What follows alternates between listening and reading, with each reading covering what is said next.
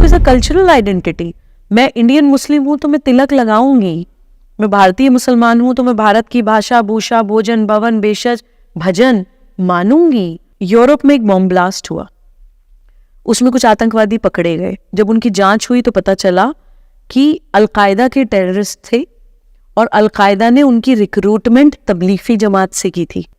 देखिए, गजवा ए हिंद, अगर आप इसका लिटरल ट्रांसलेशन भी देखें तो ये है हिंद के खिलाफ एक युद्ध। इस्लामिक इंस्टीट्यूशन ज्यादातर कुछ विधर्मी लोगों के द्वारा हाईजैक किए जा चुके हैं और मुसलमान बच्चा, खासतौर से जो गरीब तबके का मुसलमान बच्चा है, वो उन संगठनों में पढ़ने जाता है। तो योगी जी के ऊपर जातिवाद का इल्जाम लगाने के लिए हाथरस प्रकरण को पूरा एक ऐसा रंग दिया गया था कि ठाकुर लड़के ने दलित बच्ची का रेप कर दिया। कभी कोई थ्रेट मिला है आपको जो आपको लगा हो कि हाँ, अगर ऐसा कुछ हो गया तो बहुत बड़ी प्रॉब्लम हो सकती है? जो शुएब जमाई वाला इंसिडेंट सब लोगों ने नेशनल टीवी पे देखा, तो वो एक रेडिकल मौलाना ने, क्योंकि मैंने एक नॉन मुस्लिम से शादी की है और स्पेशल मैरिज एक्ट में शादी की है, तो उन मौलाना ने टीवी पर ये कहा कि इन्होंने निकाह नहीं किया है तो इनकी शादी नाजायज है, इलिसिट सेक्सुअल रिलेशनशिप है। दैट वाज मतलब एग्जैक्ट उनके शब्द थे, जिना। तो जिना का शरिया लॉ में is an punishable offence, it is illegal illicit sexual relationship, और उसकी प्रॉपर सजा एकदम मुकर्रर है कि जो जिना करेगा उसको इस तरह से मार डालो। तो वो एक्चुअली एक डायरेक्ट कॉल थी सब रेडिकल्स को कि ये लड़की इस्लाम के हिसाब से ये गुनाह कर रही है तो इसको ख़त्म कर दिया जाए।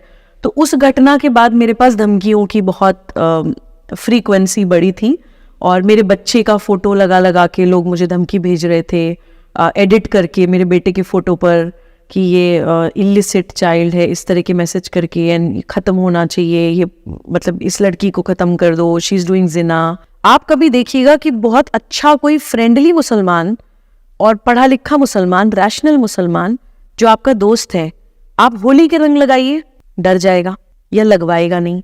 मैं ये नहीं कह रही कि सब, मैं होली खेलती हूँ, बहुत से मुसलमान हैं जो होली खेलते हैं, लेकिन कोई अगर डर जाए तो आप समझ जाइए कि इसको बचपन में ही बताया गया है कि जहाँ पे होली का रंग लगेगा उतना गोश्त अल्लाह ताला निकालेगा आपकी बॉडी का।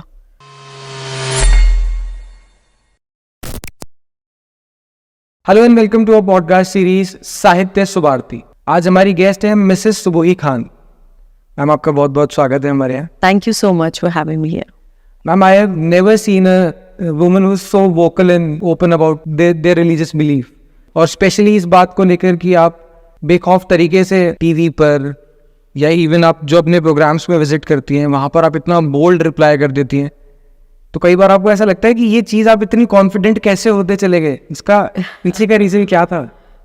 एक्चुअली ये सवाल कुछ सालों पहले तक मैं भी अपने आप से पूछती थी। अब मुझे लगता है कि इसका जवाब कोई एक इंसिडेंट, कोई एक घटना नहीं है कि अपनी बिलीफ्स के बारे में बहुत वोकल होना और बिना डर के उनको बोलना। तो मुझे लगता है कि ये मेरे साथ हुआ 2012 में। मैं एक स्वामी शिवानंद आश्रम है नैयर डैम, केरल। तो मेरे पिताजी की मैं बहुत चाहती थी, मतलब वो डैडीज लिटिल गर्ल कहा जा सकता है कि मतलब लाडली थी अपने पिताजी की, अपने अब्बा की। तो मेरे फादर की डेथ हुई थी 2011 में। तो उस समय मैं बहुत डिसोरिएंटेड हो गई थी और बहुत कुछ सवालों के जवाब, डीपर क्वेश्चंस पूछने लगी थी लाइफ के अपने आप से कि ऐसा क्यों होता है, लोग आते हैं चले जाते हैं, जाते हैं तो कहाँ जाते हैं, हम क्यों आते हैं दुनिया में, लाइफ का क्या पर्पस है, इस तरह के डीप क्वेश्चंस पूछने लगी थी। फिर वही सवाल ढूंढते ढूंढते मैं पहुंची स्वामी शिवानंद आश्रम, केरल, नैयर डैम में वो आश्रम है, और 2012 में मैं वहाँ पहुंची थी।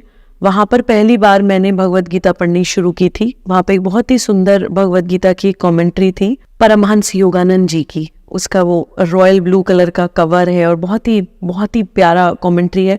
One of the best commentaries on Bhagavad Gita I have ever read. वहाँ पर प्याज लहसुन नहीं होता था, दोनों टाइम मेडिटेशन होता था, ध्यान आरती होती थी, और नॉनवेज का तो सवाल ही नहीं है। अच्छा, उस वक्त तक मैं फ़िश खाने की बहुत शौकीन थी, बहुत शौकीन थी। मतलब रेड मीट खाना तो मैं बचपन में ही छोड़ चुकी थी, उसके पीछे की एक अलग स्टोरी है कि क्यों, लेकिन वाइट मीट मैं तब तक खाती थी। फ़िश और चिकन मैं 2012 तक खाती थी। तो वहाँ आश्रम में जो स्वामी जी थे जो हमारी वेदांत की क्लासेस लेते थे, मैंने उनसे एक सवाल पूछा। मैंने कहा स्वामी जी क्या ज़रूरी है क्या स्पिरिचुअल रास्ते पे नॉनवेज खाना छोड़ना? तो उन्होंने बड़ी प्यारी बात कही थी ऋषि। उन्होंने कहा कि सेम यही सवाल मैंने भी अपने गुरु जी से पूछा था, तो उन्होंने मुझे ये कहा था कि till the time you are eating meat you are not yet ready for it. ये एक लाइन वेरी डीप। हाँ, मतलब ये नहीं कहा उन्होंने कि तुम छोड़ दो, या उन्होंने जजमेंटल नहीं हुए कि खाना गलत है। उन्होंने बस ये कहा कि जब तक आप खा रहे हैं आप उस चीज़ के लिए तैयार नहीं है। अब वो चीज़ क्या है आप खुद सोचिए। तो मैंने उस वक्त कॉन्शियसली नहीं सोचा था कि मैं नॉनवेज छोड़ दूंगी, लेकिन वो बात, वो थॉट मेरे सबकॉन्शियस माइंड में कहीं बैठ गई। जब मैं आश्रम के बाद घर आ गई थी तो घर आके मुझे सामने नॉनवेज आता था तो मेरा अंदर से मन नहीं करता था खाने का। कई बार शादियों में कहीं जाती थी, वहाँ कुछ नहीं मिलता था तो पानी से रोटी खा के भी आ जाती थी, रूखी रोटी खाकर भी आ जाती थी। लेकिन बॉडी ने नॉनवेज को, मेरे माइंड ने एक एडिबल आइटम मानना ही छोड़ दिया था। And it just happened to me, मेरा कॉन्शियस डिसीजन नहीं था। 6 महीने बाद, अच्छा मैं ज़बान की मेरे नज़रों में बहुत वैल्यू होती है कि अगर आपने कोई चीज़ कह दी और फिर वो नहीं करी तो बहुत बेइज्जती की बात है। तो मैंने तब तक डिस्क्लोज नहीं किया लोगों को कि मैं वेजिटेरियन बन गई हूँ जब तक मुझे खुद अंदर आत्मा मेरी नहीं मान गई थी। तकरीबन 6 महीने तक I kept it to myself. After 6 months I disclosed कि I have become a vegetarian. तो ये उदाहरण मैंने आपको इसलिए दिया कि वो बहुत ही लाइफ चेंजिंग ट्रिप कहिए या लाइफ चेंजिंग ट्रैवल मेरी लाइफ का रहा है। वहीं से मुझे वेदांत का एक लेसन मिला था जिसके कारण मैं निडर हुई। जो आपका सवाल था जहाँ से हम इन सारी बातों पे आए हैं, हम लोगों को वेदांत क्लास में बताया गया कि जब हम पैदा होते हैं तो हमारी नंबर ऑफ ब्रेथ्स लिखी होती हैं कि जैसे ऋषि इस दुनिया में आए तो ये इतनी सांसें लेंगे। Number of breaths are written, उसको दुनिया की कोई ताकत आपकी मिटा नहीं सकती। और इसी कारण ऋषि मुनि हजारों हजारों साल जिया करते थे क्योंकि वो प्राणायाम करके अपनी नंबर ऑफ ब्रेथ्स इंक्रीज कर ले। नंबर ऑफ ब्रेथ्स तो वही रहती थी उनकी, वो बढ़ा देते थे, क्या कहा जाए, लेंथ। आप छोटी छोटी 10 सांसें ले लीजिए और आप डीप ब्रीदिंग लीजिए लंबी लंबी, तो टाइम तो बढ़ गया ना। नंबर ऑफ ब्रेथ्स 10 ही हैं, लेकिन अगर आपने वही सांस गहरी, डीप और लंबी ले ली तो टाइम बढ़ गया। तो इसीलिए ऋषि मुनि 100 200 साल, हजार साल तक जीते थे क्योंकि वो अपनी नंबर ऑफ ब्रेथ्स तो वही होती थी लेकिन उनकी जो लेंथ होती थी उसको कंट्रोल कर लेते थे। तो आई रियलाइज्ड कि जब ये लिखा है कि इतनी सांसें लेनी है तो ना तो एक सांस कोई मेरी बढ़ा सकता है ना एक सांस मेरी कोई घटा सकता है। तो फिर क्यों नहीं सच ही बोल के जिया जाए कि जो आप बिलीव करते हैं उसको बोलिए निडर। दुनिया का कोई भी ताकत, कोई भी सत्ता, कोई भी नकारात्मक शक्ति में इतनी ताकत नहीं है कि परमात्मा द्वारा लिखी हुई उन सांसों में से हमारी एक सांस भी कम कर दे। So this is a learning and lesson from Vedanta which has actually made me courageous. But आपको मैम कभी ऐसा लगा कि इतना वोकल होने से आपका कुछ नुकसान हो सकता है, या इनडायरेक्टली कहें तो, डायरेक्टली कहें तो कभी आपने ये चीज़ फील करी कि आपकी लाइफ के ऊपर भी प्रॉब्लम आ सकती है, फैमिली को थोड़ा सा कभी परेशान? Good question. ये आपने बहुत अच्छा सवाल पूछा कि मेरे अपने जीवन का डर तो निकल गया था ये सोच के कि मेरी कोई सांस कम नहीं कर सकता, लेकिन क्योंकि इंसान हो, इंसानी शरीर में हो, तो अटैचमेंट्स होते हैं रिलेशनशिप्स को लेके, कभी परिवार को लेकर, स्पेशली अपने बच्चे को लेकर कभी कभी लगता था, थॉट आती थी। ये भी देखिए प्रकृति ने मेरा कैसे दूर किया। अब मैं जिस मूवमेंट पर काम कर रही हूँ, राष्ट्र जागरण अभियान, उसमें हम ट्रैवलिंग करते हैं, प्रवास करते हैं। तो उन प्रवासों में मैं पहुंची थी कानपुर, उत्तर प्रदेश में एक जगह है, वहाँ पर 4 साहिबजादे दिवस था। जो गुरुपुत्र रहे हैं हमारे, उनके ऊपर वो 4 साहिबजादे दिवस था। तो उसमें ना एक सिख भाई एक स्पीच दे रहे थे।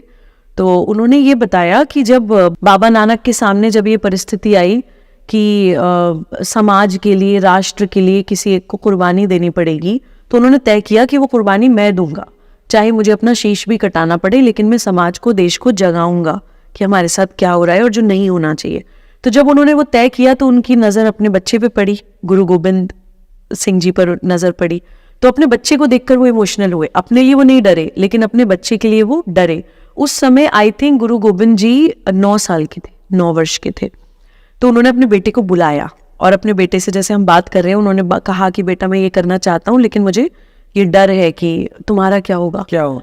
तो एक 9 साल के बच्चे ने अपने पिता से ये कहा कि बाबा जब मैं अपनी माँ के पेट में था 9 महीने, तब तो ना आप थे ना मेरी माँ थी, मुझे तो अंधेरा था, कुछ भी नज़र नहीं आ रहा था। और उस समय तो शरीर भी नहीं बनता है, ऑर्गन्स भी नहीं बनते, आप कितना वल्नरेबल एक होता है पेट में बच्चा। तो एक 9 साल का बच्चा कहता है कि जब मैं माँ के पेट में था तब आप नहीं थे, माँ नहीं थी, लेकिन मैं जीवित रहा ना।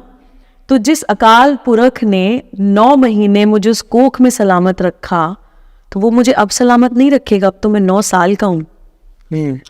That statement changed my thought about my child forever. मुझे ये लगा कि मेरा बेटा मेरे माध्यम से इस दुनिया में आया है. He came into this world through me. He doesn't belong to me. वो प्रकृति का बच्चा है. प्रकृति ने ये तय किया कि उसको पैदा होना है. प्रकृति ने ही उसकी नंबर ऑफ ब्रेथ्स तय करी. तो फिर मुझे उसके लिए डरना क्यों है? तो जो प्रकृति उसको दुनिया में लेकर आई वही उसकी रक्षा करेगी.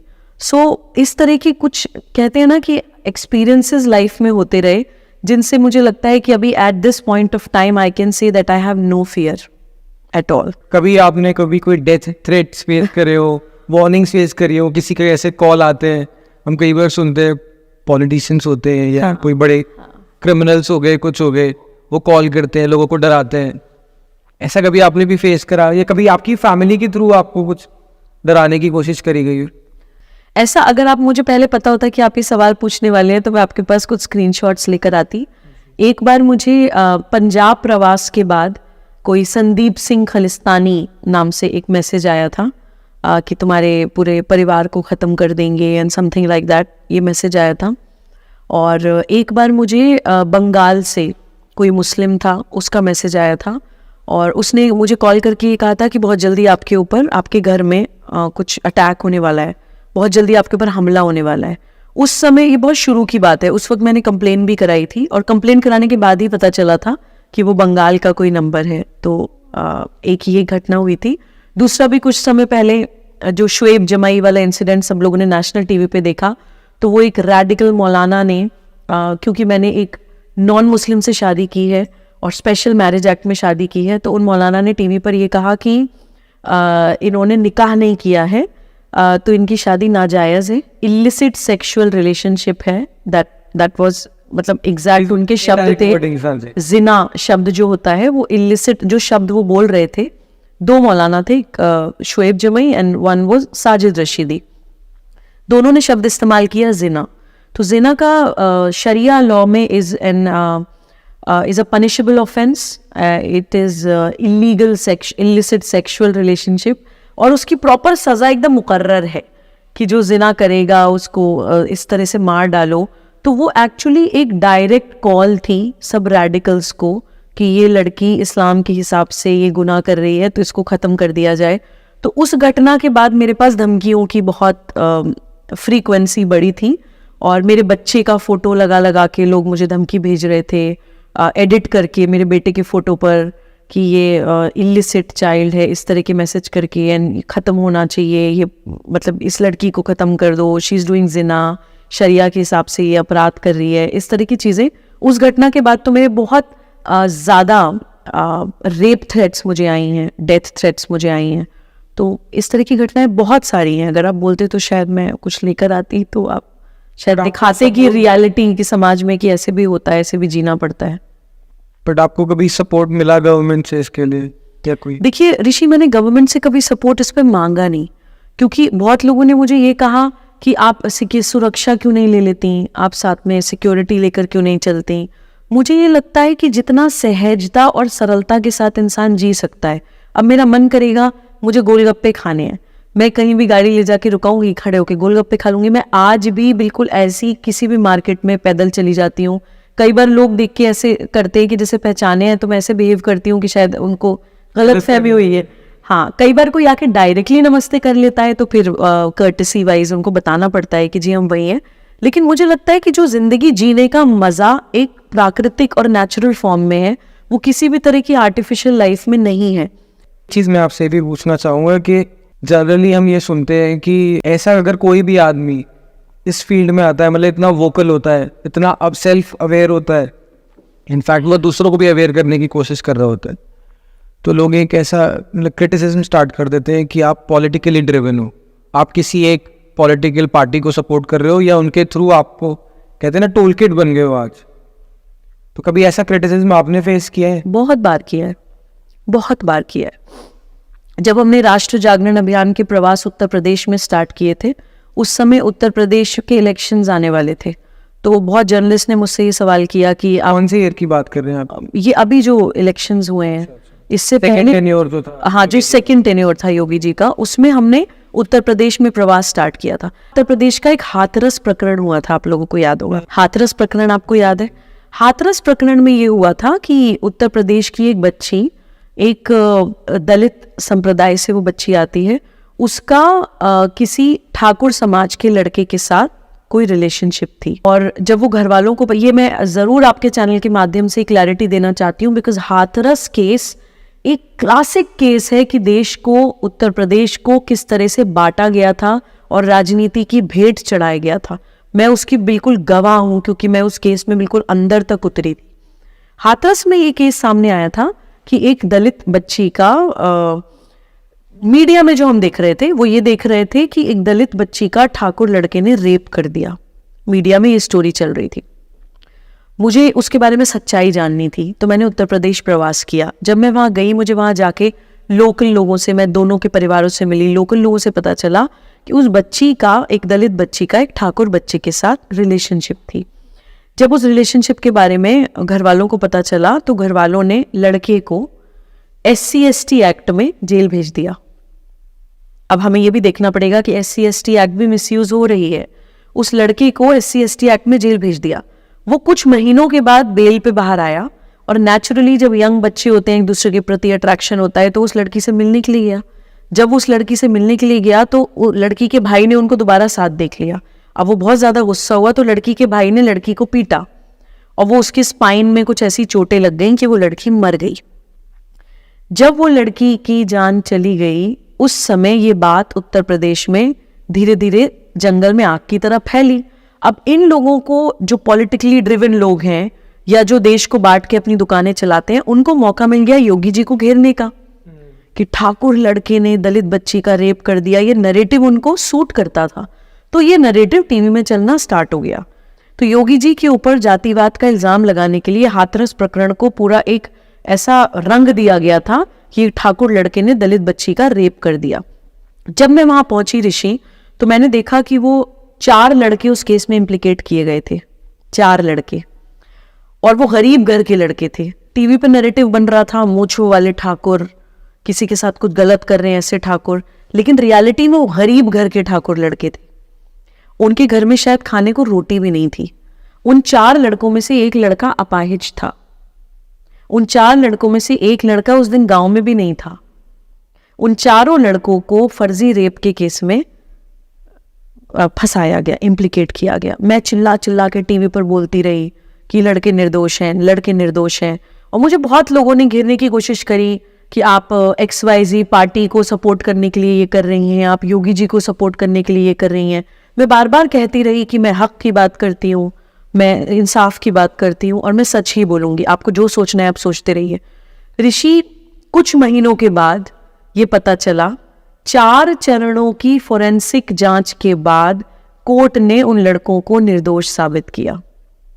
और फिर वो अखबार में छपा कि 4 चरणों की फोरेंसिक जांच के बाद पता चला कि हाथरस के आरोपी निर्दोष थे, लड़की के साथ रेप नहीं हुआ था। अब आप ये सोचिए कि आपने तो डिबेट्स चला दी, आपने तो नरेटिव्स चला दिए, 4 निर्दोष बच्चों को, गरीब बच्चों को, उनके एम्प्लॉयमेंट पे भी फर्क पड़ा होगा, आपने उनको बेरोजगार बना दिया, आपने उनका कॉन्फिडेंस तोड़ दिया, जेल में उनके साथ पता नहीं क्या क्या हुआ होगा, उनकी सोशल छवि कितना खराब हुई होगी, सिर्फ आपका एक नैरेटिव चलाने के चक्कर में। और आज आप कह देते हैं कि जी निर्दोष साबित कर दिया तो बात खत्म। जो उनका लॉस हो गया उसकी भरपाई कौन करेगा? ये भारत के बच्चे हैं, ये भारत का भविष्य है। आप उनको जातिवाद की, राजनीति की भेंट चढ़ा देते हैं, उसको कॉम्पनसेट कौन करेगा? हाथरस प्रकरण के समय मैंने जो गंदगी देखी थी उत्तर प्रदेश में होते हुए ऋषि, केरल से मुस्लिम लीग के कार्यकर्ता हाथरस आए हुए थे। योगी जी के खिलाफ पूरा प्लानिंग हो रही है, नरेटिव बिल्डिंग हो रही है, वेबसाइट बन गई थी हाथरस पे, फॉरेन फंडिंग होने लगी थी हाथरस पे। तो उस समय मैंने रियलाइज किया कि कभी CA/NRC होगा, कभी हाथरस होगा, सब्जेक्ट्स बदलते रहेंगे लेकिन समस्या वही रहेगी। देन आई रियलाइज्ड कि ये समस्या है एंटी नेशनल फोर्सेस का एक हो जाना और हमारा आपस में बट जाना। वो सब लोग अपना नेक्सस बना लेते हैं अब देखिए ना, यहाँ पे दलित की राजनीति करने वाले लोग भी एक हो गए, यहाँ पे सारे वामपंथी भी एक हो गए, यहाँ पे फॉरेन फंडिंग वाले भी एक हो गए, यहाँ पे मुस्लिम लीग भी एक हो गए। मतलब ओवरऑल सब लोग एक हो गए क्योंकि उनको एक मुद्दा मिल गया, एक अच्छे व्यक्ति को नीचे लाने की कोशिश करने का।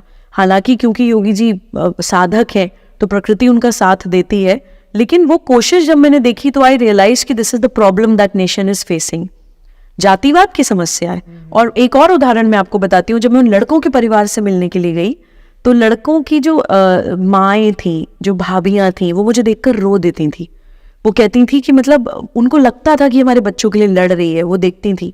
लेकिन जब मैंने उनको ऑफर किया कि मैं आपके बच्चों का केस फ्री में लड़ूंगी, I want them to get justice, तो उन्होंने मुझे रोते हुए मुझसे हाथ जोड़ के ये कहा कि हम आप जो कर रही हैं हम उसके लिए आपके आगे नतमस्तक हैं, लेकिन हमारा वकील कौन होगा ये क्षत्रिय महासभा तय करेगी।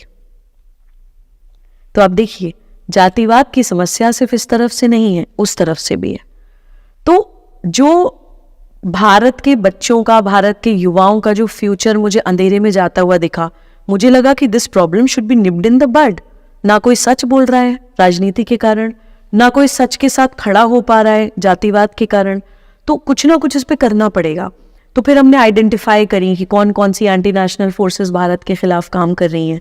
तो हमने आइडेंटिफाई करी 7 भारत विरोधी मानसिकताएं जो भारत के खिलाफ काम कर रही हैं। पहली वामपंथी, उनकी आर्म्ड विंग्स, माओवादी, नक्सलवादी, छद्म नारीवादी। दूसरी अलगाववादी, कट्टरवादी और आतंकवादी संगठन। तीसरी विधर्मी राजनीतिक दल जो हमारे अपने लोग हैं लेकिन सत्ता में रहने के लिए किसी भी एंटी नेशनल फोर्स के साथ हाथ मिला लेते हैं। देन इंटेलेक्चुअल टेररिस्ट, बौद्धिक आतंकवादी। उसके बाद कन्वर्जन माफिया जो फॉरेन फंडेड मिशनरी ऑर्गेनाइजेशंस हैं, गरीब आदिवासी बेल्ट में जाते हैं, किसी को भूख मिटा देते हैं और गले में क्रॉस डाल देते हैं। देन कॉरपोरेट माफिया, बाजारवाद, कंज्यूमरिज्म, इंटरनेशनल पावर्स।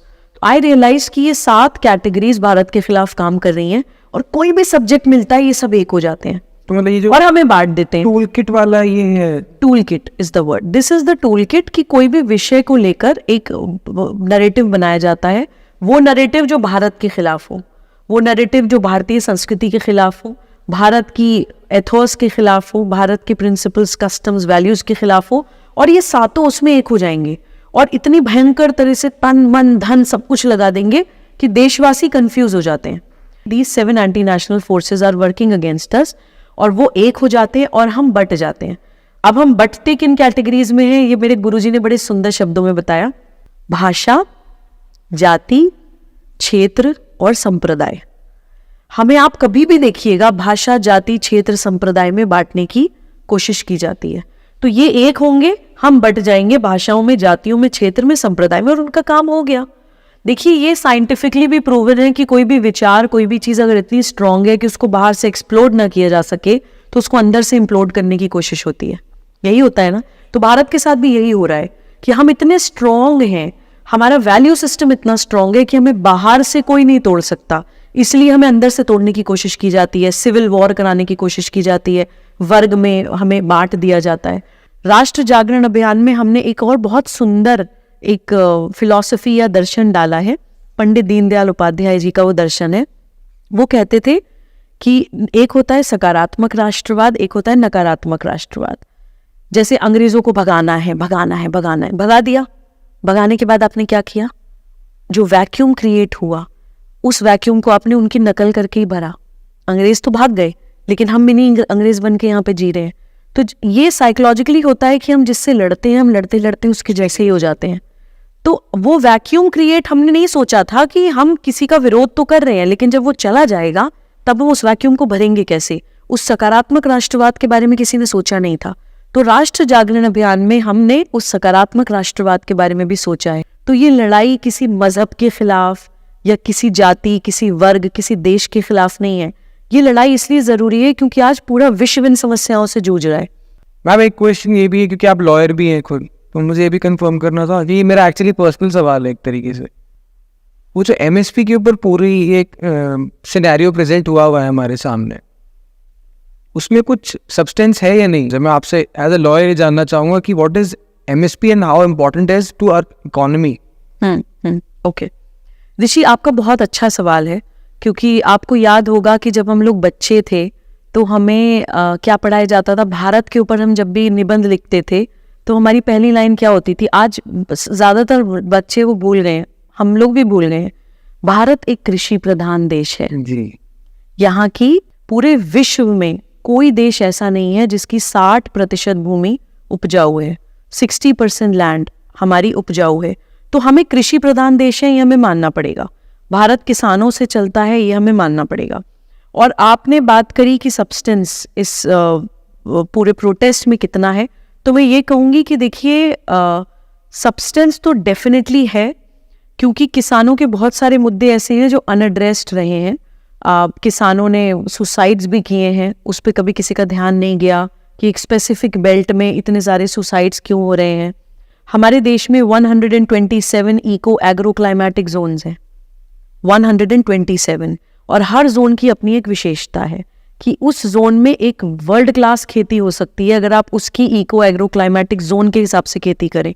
उल्टी पुल्टी खेती हो रही है, जहाँ चावल उगने चाहिए वहाँ गेहूँ उग रहा है, जहाँ कुछ उगना चाहिए वहाँ कुछ उग रहा है। तो हम अपनी कृषि को भारतीय पर्सपेक्टिव से नहीं कर रहे हैं, इसमें कोई दो राय नहीं है। हमारा किसान बहुत ज़्यादा प्रताड़ित हुआ है, इसमें कोई दो राय नहीं है। कहीं ना कहीं प्रॉब्लम जो आ रही है वो ये आ रही है कि जब संवाद की कमी हो जाती है और हम अपने लोगों की, अपने किसानों की प्रॉब्लम्स को समझने में विफल हो जाते हैं, तो विधर्मी लोग उस इमोशन को इस्तेमाल करके उसको हाईजैक कर लेते हैं। तो किसान आंदोलन के साथ मुझे लग रहा है कि यही हो रहा है। बहुत सारे किसान जो किसान माफिया हैं, आप जो प्रोटेस्ट हो रहे थे दिल्ली में, आप देखिए कितने अमीर अमीर, वो कोई गरीब किसान नहीं दिख रहे थे, वो सिर्फ मुद्दा किसानों का उठा रहे थे, लोगों के इमोशन को इस्तेमाल करके ये दिखाने की कोशिश कर रहे थे कि वो कुछ बड़ी इंपॉर्टेंट बात कर रहे हैं। लेकिन कहीं ना कहीं पूरा डिरेल हो गया मामला, वहाँ पे दारू चल रही थी। तो मुझे लगता है इस विषय पर भारत सरकार को एक प्रॉपर कमेटी बैठानी चाहिए जो एक्चुअली धरती से जुड़े लोग हों, ऐसे लोग ना हो जिन्होंने जिंदगी में कभी खेती नहीं करी। तो मुझे ये लगता है कि इसमें डेफिनेटली एक मेरिट है इस मुद्दे में, और अनआंसर्ड पेन है जो बहुत सालों से पेंडिंग है, उस पर एक संवाद होना चाहिए सरकार की तरफ से, जो हो भी रहा है, सरकार कोशिश भी कर रही है। लेकिन कहीं ना कहीं मुझे लगता है कि कुछ कमी छूट रही है, जिसके कारण विधर्मी राजनीतिक दल और एंटी नेशनल फोर्सेस जो भारत सरकार को घेरना चाहती हैं या भारत में अनरेस्ट क्रिएट करना चाहती हैं, वो कहीं ना कहीं उस मुद्दे को इस्तेमाल कर रही हैं। मैम, एक नया टॉपिक और ट्रेंड में शुरू हुआ है अभी, मुझे इसके बारे में कोई बिल्कुल नॉलेज नहीं है, मैं इसलिए आपसे जानना भी चाहूँगा इसके ऊपर थोड़ा। देवबंद में एक गज़वाए हिंद को लेकर काफ़ी एक पॉलिटिकल अनरेस्ट और एक सोशल अनरेस्ट भी डेवलप हो गया है। इसके पीछे की क्या स्टोरी है और ये गज़वाए हिंद का प्रॉपर मीनिंग क्या है?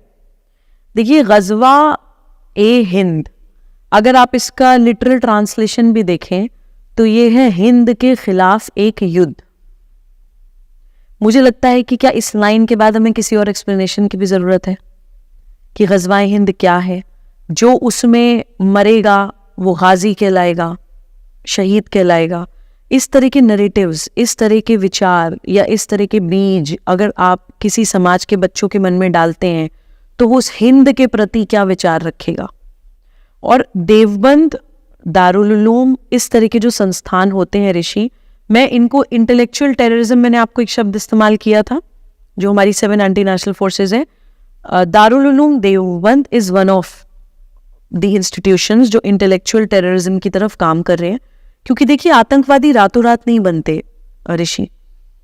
एक उदाहरण देती हूँ आपको। यूरोप में एक बॉम्ब ब्लास्ट हुआ, उसमें कुछ आतंकवादी पकड़े गए। जब उनकी जांच हुई तो पता चला कि अलकायदा के टेररिस्ट थे और अलकायदा ने उनकी रिक्रूटमेंट तबलीगी जमात से की थी।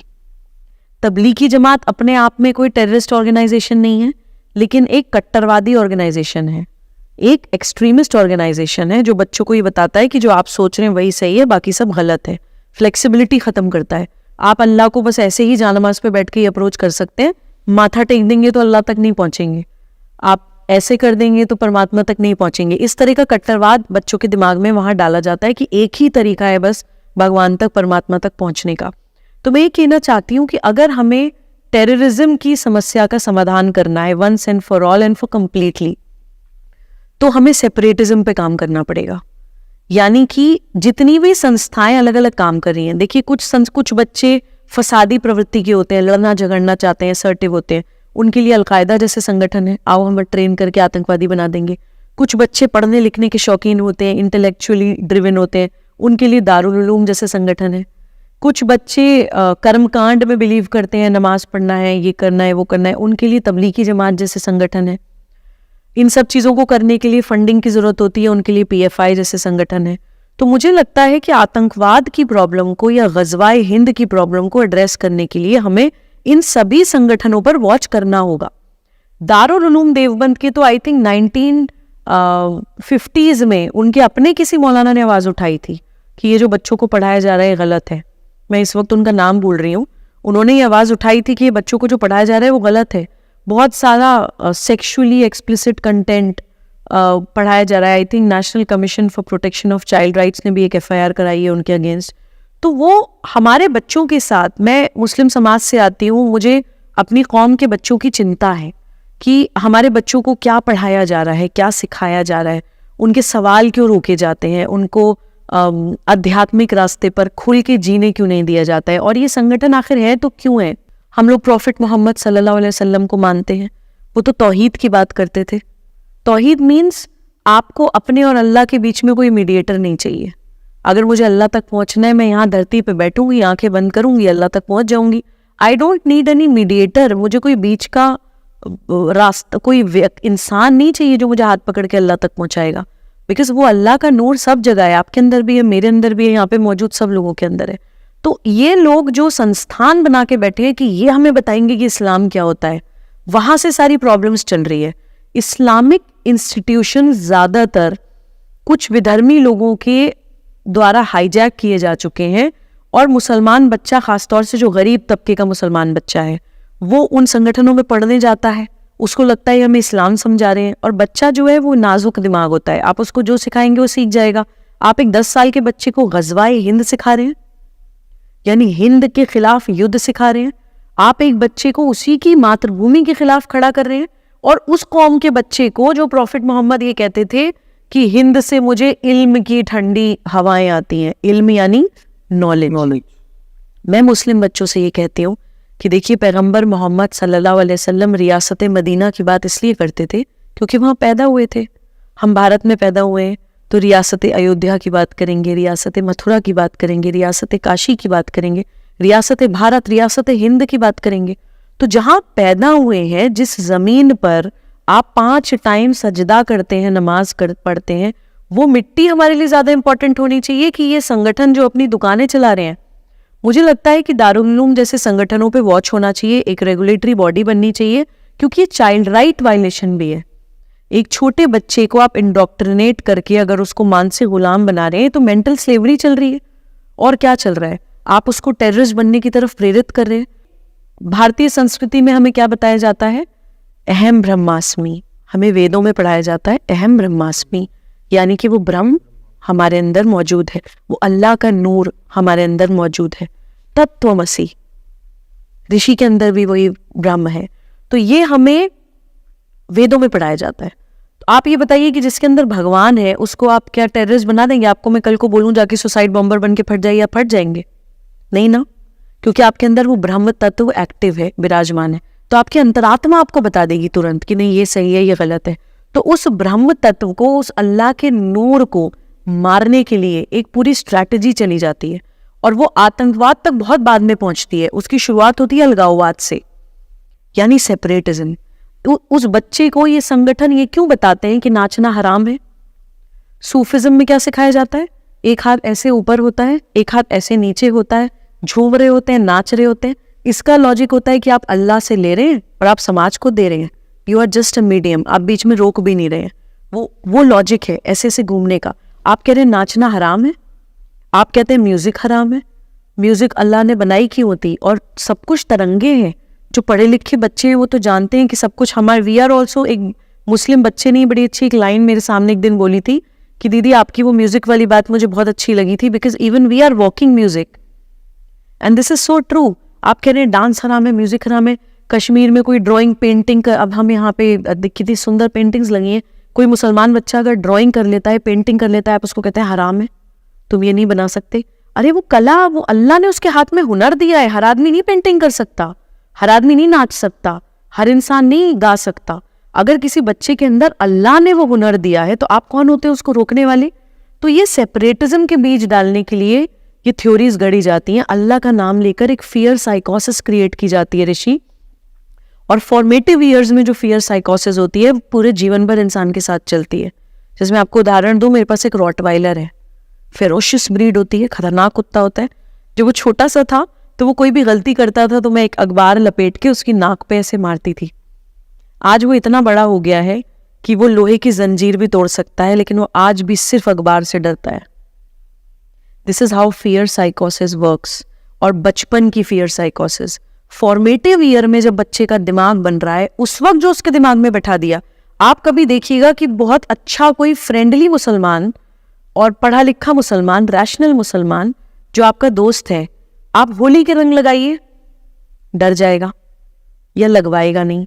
मैं ये नहीं कह रही कि सब, मैं होली खेलती हूँ, बहुत से मुसलमान हैं जो होली खेलते हैं, लेकिन कोई अगर डर जाए तो आप समझ जाइए कि इसको बचपन में ही बताया गया है कि जहां पे होली का रंग लगेगा उतना गोश्त अल्लाह ताला निकालेगा आपकी बॉडी का। तो उसके मन में डर है कि अल्लाह मेरा यहाँ से गोश्त काट देगा अगर मेरे होली का रंग लग गया तो। इस तरह की जन्नत और दोजक की आप देखिए कितनी ग्राफिक डिटेल्स बताई जाती हैं। आप कोई गुनाह करेंगे तो आपको दोजक में डाला जाएगा, वहाँ पे गरम गरम तेल की कढ़ाई है, उसमें आप पकौड़े की तरह तले जाएंगे, और सांप बिच्छू आपके लोटेंगे, आपको ऐसे डंक मारेंगे, बिच्छू काटेंगे। इस तरह की ग्राफिक डिटेल्स बच्चे को बताई जाती हैं तो वो डरता है। तो मैं ये कहना चाहती हूँ कि जन्नत और दोजक क्या है। जन्नत और दोजक ये सिर्फ आपको ये बताने के लिए कि आप अच्छा काम करेंगे तो आपका अगला जीवन अच्छा होगा, आप बुरा काम करेंगे तो आपका अगला जीवन बुरा होगा।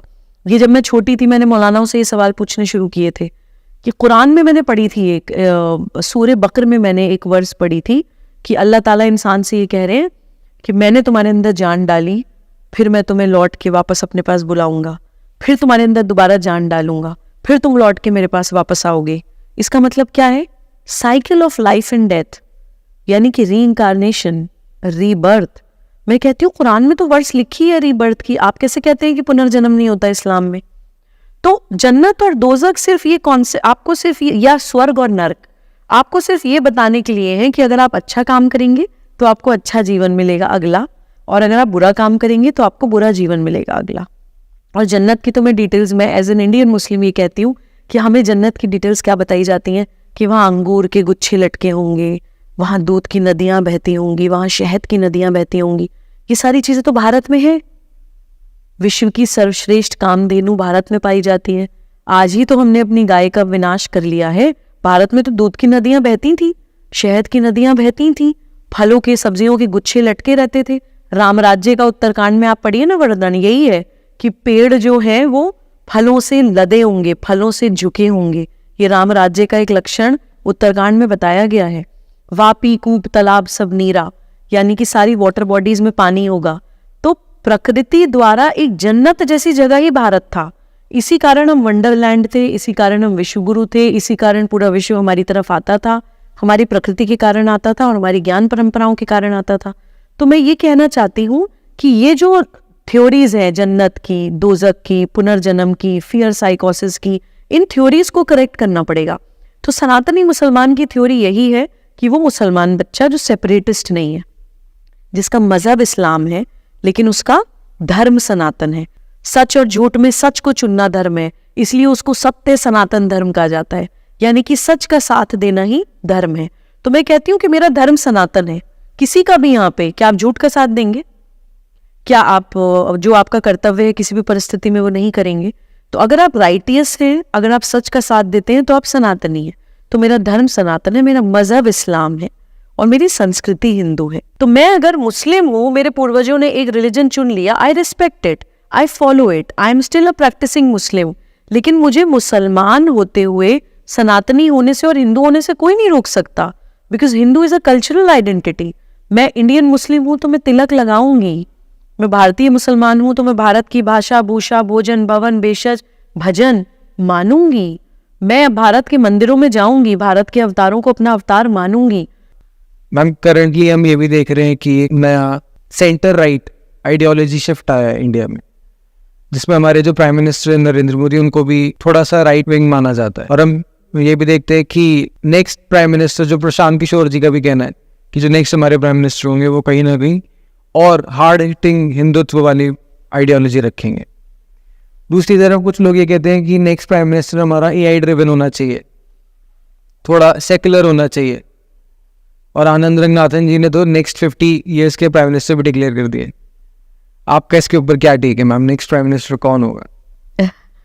ऋषि, सबसे पहले तो मैं ये मानती हूँ कि प्राइम मिनिस्टर, भारत का प्रधान सेवक को हम किसी स्टीरियोटिपिकल इमेज में ना बांधें, क्योंकि आज जो वैश्विक परिस्थितियां हैं और भारत का जो रोल होने वाला है आगे आने वाले समय में, हमें एक विशुद्ध सनातनी प्राइम मिनिस्टर की ज़रूरत है। और सनातनी को आप किसी बॉक्स में नहीं बांध सकते। जैसे मैंने आपको सनातन की परिभाषा भी बताई कि सनातन धर्म का मतलब होता है कर्तव्य परायणता या सही और गलत में सही को चुनना। तो प्राइम मिनिस्टर वो होना चाहिए जिसको सच और झूठ बिल्कुल पानी की तरह साफ दिखाई दे। अगर वो किसी इमेज में बंधा होगा, किसी आइडेंटिटी से बंधा होगा, तो कहीं ना कहीं गलती होगी। तो प्रधान सेवक विशुद्ध सनातनी होना चाहिए। तो मेरी नज़र में हमारे प्राइम मिनिस्टर जो भी होंगे आगे आने वाले समय में, वो सनातनी होने चाहिए और साक्षी भाव से सिचुएशन को देखने वाले होने चाहिए। तो मैं चाहती हूँ कि भारत के भविष्य में प्रधानमंत्री जो भी हों, चाहे वो आदरणीय नरेंद्र मोदी जी हो या कभी आगे आने वाले समय में कोई भी हो, वो प्रधानमंत्री सनातनी हो, साक्षी भाव से देखें, राष्ट्र प्रेम को पुनः परिभाषित करें और इको सेंट्रिक डेवलपमेंट, प्रकृति केंद्रित विकास की तरफ वो बढ़े, क्योंकि वही एक सस्टेनेबल सॉल्यूशन है और वही ना ही सिर्फ भारत बल्कि पूरे विश्व को रास्ता दिखाएगा। आर्टिफिशियल इंटेलिजेंस की आपने बात की, देखिए मैं ये कहती हूँ, I am not against technology, nobody should be against technology. Technology की हमें ज़रूरत होती है, लेकिन हमें ये सोचना होगा कि टेक्नोलॉजी क्यों आई। टेक्नोलॉजी आई इंसान का काम आसान करने के लिए। हम ये इंटरव्यू शूट कर रहे हैं, ये कैमरा है, हमें शूट कर रहा है, it is making our work easy to record the interview, कि आप उसको अपलोड कर सकते हैं, ज़्यादा लोगों के साथ शेयर कर सकते हैं। लेकिन मैं बोलूँ कि ये कैमरा ही मुझसे बैठ के यहाँ सवाल कर ले, ऋषि को हटा दीजिए, ऋषि इज़ नॉट नीडेड, तो आपको कैसा लगेगा? आपको कैसा लगेगा? सेम यही चीज़ आर्टिफिशियल इंटेलिजेंस आगे भारत के सामने लाने वाली है और विश्व के सामने ला रही है। जोधपुर में एक रेस्टोरेंट खुल गया है जहाँ पे रोबोट्स खाना सर्व कर रहे हैं। क्या आपको लगता है कि हमारे भारत जैसे देश में, जिसमें लाखों करोड़ों की तादाद में युवा बेरोजगार है, क्या आपको लगता है कि वहाँ रोबोट को खाना सर्व करना चाहिए? और खाना सर्व करने में जो ह्यूमन इमोशन होना चाहिए, क्या वो रोबोट ला सकता है? कई बार ऐसा होता है कि लोग एकदम एक्सट्रीम व्यूज बना लेते हैं कि या तो नो टेक्नोलॉजी या फिर आर्टिफिशियल इंटेलिजेंस। एक बीच का रास्ता भी तो हो, कोई एक रेगुलेटरी बॉडी हो। अभी कुछ समय पहले एक खबर मैंने पढ़ी थी, विदेशों की कोई घटना थी। विदेश में एक कंट्री में एक सब्जी पैक करने की फैक्ट्री में रोबोट्स आर्टिफिशियल इंटेलिजेंस के द्वारा सब्जी पैक होती थी, तो उस मशीन ने, उस रोबोट ने गलती से वहां के एक स्टाफ को सब्जी समझ लिया and the machine crushed that person to death, उसको क्रश कर दिया। इस तरह की कई घटनाएं हमारे सामने आई हैं। आपको ये सोचना पड़ेगा कि वो मशीन है, उसमें कोई गलत इनपुट चला जाए, कोई गलत इंस्ट्रक्शन चला जाए, वो मानवता का विनाश करने का एक हथियार हमारे सामने तैयार हो रहा है। तो हमें एक रेगुलेटरी बॉडी जरूर होनी चाहिए, एकदम इंडिपेंडेंट। आर्टिफिशियल इंटेलिजेंस की जो कुछ भी करे, वो मशीन है, वो इंडिपेंडेंट कैसे हो सकती है? तो आपको एक कंट्रोल, एक रेगुलेशन उसके ऊपर रखनी ही होगी, अन्यथा आपकी इकोनॉमी का भी नुकसान होगा, आपकी इकोलॉजी का भी नुकसान होगा, आप एथिकली भी गलत करेंगे and at the end of the day human survival भी खतरे में आ सकता है एक समय के बाद। तो इससे पहले कि ये प्रॉब्लम फ्रैंकेस्टाइन बन जाए, it should be nipped in the bud, उसके बारे में हमें बात करनी चाहिए। तो प्राइम मिनिस्टर देश का आर्टिफिशियल इंटेलिजेंस ओरिएंटेड हो, ये तो बहुत डेंजरस बात कर रहे हैं जो भी कर रहे हैं। मुझे लगता है कि प्राइम मिनिस्टर सनातनी हो, स्पिरिचुअल हो, आध्यात्मिक हो, साक्षी भाव से सिचुएशन को देखते हो, भारत का प्रवास किए हुए हो, भारत के गाँव-गाँव को समझते हो और भारत की प्रकृति को बचाने की तरफ वो काम करे, तभी सही मायने में हम बन पाएंगे विश्व गुरु। Thank you so much ma'am, आपसे बात करके बहुत अच्छा लगा। Thank you. Thank you.